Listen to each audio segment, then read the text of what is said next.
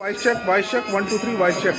भगवान श्री राम की प्राण प्रतिष्ठा के बाद यहाँ पर भक्ति का आयोजन और ये जो स्वर्णिम वर्ष है भगवान के प्राण प्रतिष्ठा का वो वर्ष पूरा होता है और अयोध्या इस समय बहुत ही संरक्षित है और लगातार धर्मों का आयोजन हो रहा है, यज्ञ हो रहा, भागवत हो रहा, कथा हो रही है।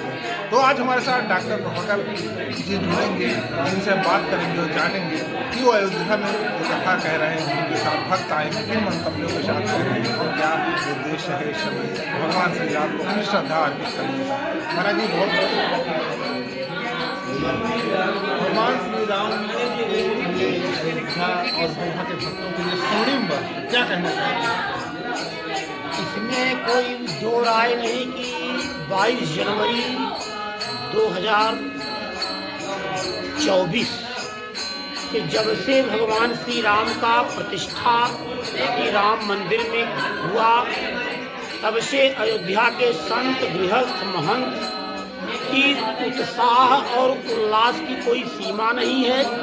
और तब से आप लोग भी देख रहे हैं कि हर मंदिर में, हर आश्रम में, हर स्थान में एक से बढ़कर एक दिव्य अच्छे महापुरुषों के द्वारा, विद्वानों के द्वारा कथा, उत्सव, भंडारा अनेकों प्रकार से किए जा रहे हैं।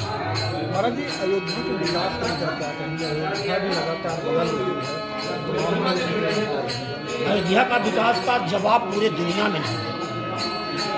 अगर आप विकास की चर्चा करेंगे अयोध्या के, तो अयोध्या जितना जल्दी जिस तरह से विकास के मार्ग पर प्रशस्त हुआ है और हमारे देश की यशस्वी प्रधानमंत्री मोदी और ओजस्वी मुख्यमंत्री योगी जी के नेतृत्व में जिस तरह से, वैसे तो सभी तीर्थों का विकास हुआ है, लेकिन अयोध्या का विकास जितना द्रुत गति से और तेजी से हुआ है ये काबिल तारीफ है।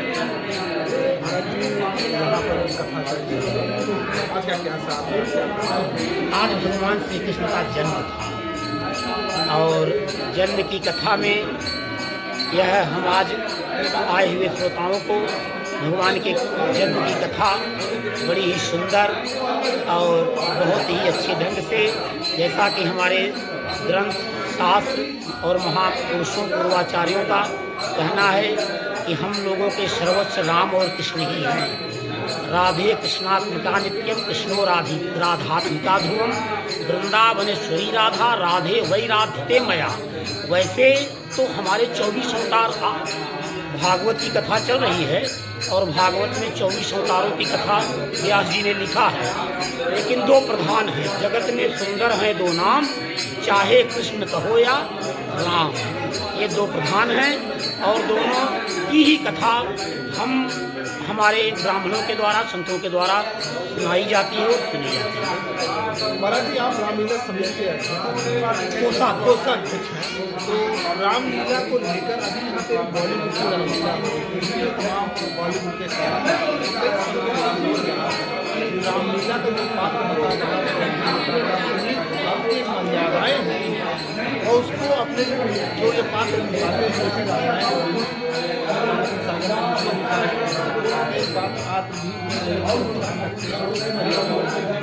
आपका क्या कहना है? बिल्कुल आप ठीक कह रहे हैं। आपका भी संकेत बहुत सुंदर है कि मर्यादा पुरुषोत्तम की रामलीला विशेषतया अयोध्या में मर्यादा के अनुरूप ही होना चाहिए। मर्यादा लांघ करके अगर लीला दिखाई जा रही है तो चाहे जितने सुंदर और चाहे जितने पैसा और धन संपत्ति लगा करके दिखाया जाए, वह मैं उचित नहीं मानता अगर मर्यादा के अंदर नहीं है तो। अयोध्या आने वाले भक्तों को क्या संदेश देंगे जो लगातार अयोध्या आ रहे हैं? अंग्रेजी नववर्ष का भी प्रारंभ होने वाला है, तो समय अयोध्या में भारी संख्या में आए हुए आने हुए किस तरह से तीर्थ की मर्यादाओं का पालन करते हुए अयोध्या का संपूर्ण लाभ? अयोध्या में आने वाले सभी आगंतुकों को, सभी तीर्थयात्रियों से के ऊपर हमारी शुभकामना और हृदय से आशीर्वाद है और उनसे एक ही निवेदन है कि वे अफवाहों में न जा करके अपने मित्रों के साथ, अपने परिवारजनों के साथ अयोध्या अवश्य आवें और रामलला का दर्शन अवश्य करें। यह मेरा संदेश है।